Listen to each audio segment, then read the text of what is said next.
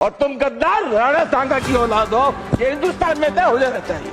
अगर बाबर की तो आलोचना करते हैं, राणा सांगा की आलोचना नहीं करते। जो राणा सांगा पे कोई टिप्पणी करेगा, मुझे नहीं लगता कि वो देश में पनप पाएगा। अखिलेश यादव जी मान ले कि उनका राजनीतिक करियर आज से खत्म हो। और साथ ही ठोक के बोलते महाराणा प्रताप राणा सांगा पप्पा राहुल की औलाद है, और कोई उनको अगर गद्दार बोलेगा तो जीप काट लेंगे साले की और पूरे देश में नंगा करके घुमाएंगे, काला वो करेंगे उसका।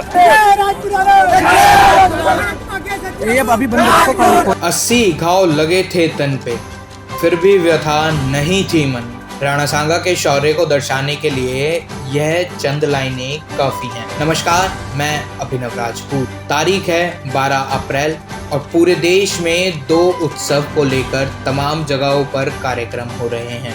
पहला हनुमान जयंती, दूसरा राणा सांगा जयंती। इसी में आगरा से बहुत ही आक्रोशित और पूरे देश को चौंकाने वाली तस्वीरें सामने आ रही हैं, जो कि हैं करनी सेना द्वारा आयोजित राणा सांगा जयंती के उपलक्ष्य में रक्त स्वाभिमान सम्मेलन, जहां क्षत्रिय समाज एवं अन्य सनातन संगठनों से लाखों की संख्या में लोग मौजूद हैं। तमाम सुरक्षाओं को मद्देनजर रखते हुए प्रशासन की तरफ से भी भारी संख्या में सुरक्षा बल तैनात किया गया है। इस आक्रोश की कहानी तब से शुरू होती है जब रामजी लाल सुम्मन, जो कि राज्यसभा सांसद हैं समाजवादी पार्टी के, उन्होंने राणा सांगा के ऊपर एक अभद्र टिप्पणी की थी, जिसमें उन्होंने राणा सांगा को गद्दार बताया था। उसी के बाद से तमाम क्षत्रिय संगठनों में एक आक्रोश पैदा हो गया था, जिसके बाद देखा गया कि करनी सेना के लोगों ने रामजी लाल सुम्मन के घर के बाहर विरोध प्रदर्शन किया और घर का घेराव किया, जहां पर व्यवस्थाएं बिगड़ने के कारण कहा गया कि रामजी लाल सुम्मन के समर्थक और उनके साथियों द्वारा करनी सेना के ऊपर पत्थरबाजी की गई थी, जिसमें करनी सेना के कुछ सदस्य घायल भी हुए थे। और उसी चीज को चेतावनी देते हुए रामजी लाल सुम्मन से माफी की मांग को लेकर आज पूरा क्षत्रिय समाज आगरा में एकत्रित हुआ है, जहां तमाम मांगों को लेकर मैदान में उतरे हैं और राणा सांगा की जयंती को भी मना रहे हैं।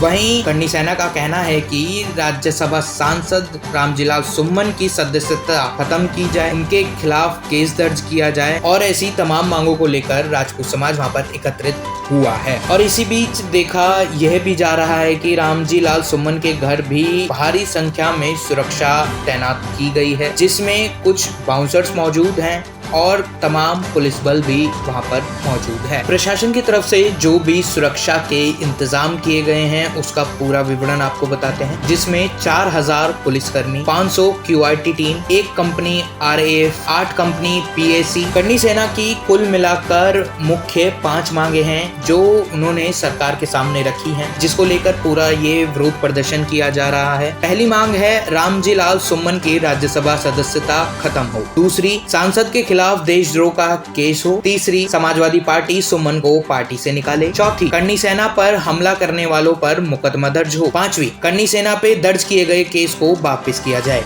तो अभी आपने पूरा मामला हमारे साथ समझा कि किस बात को लेकर ये पूरा विरोध प्रदर्शन यहाँ पर किया जा रहा है। आपकी क्या राय है इसके ऊपर? क्या करनी सेना द्वारा किया जा रहा ये प्रदर्शन जायज है और जो रामजी लाल सुम्मन ने कहा वो ठीक है या गलत है?